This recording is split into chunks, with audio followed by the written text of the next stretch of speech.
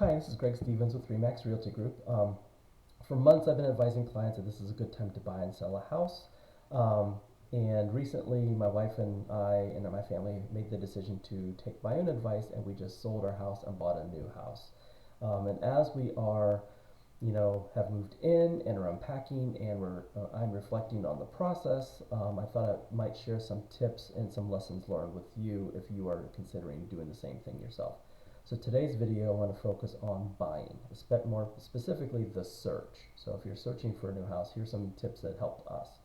Number one, prioritize your wants, your needs with your family. So everybody knows what their priorities are, what your non-negotiables are, and things that you're willing to settle on. I tell my clients, I had to have this conversation with my own family too. There's no such thing as a 100% house.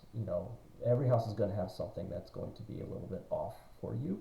So you need to search for the 85% house. But the challenge with that is, what are those things that's in the 85%? What are the things that you're non-negotiables, or things that you're okay with living without or fixing after you've purchased the property?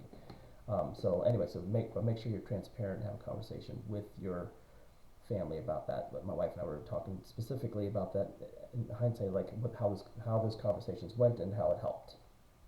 Number one. Number two, create that checklist from that conversation. What are your checklists? And after you look at every house and you're driving home with your family, your wife, your spouse, whatever it may be, you're going through that list. Does that house, does it check all the boxes or check most of the boxes, especially your non-negotiables, like I just said.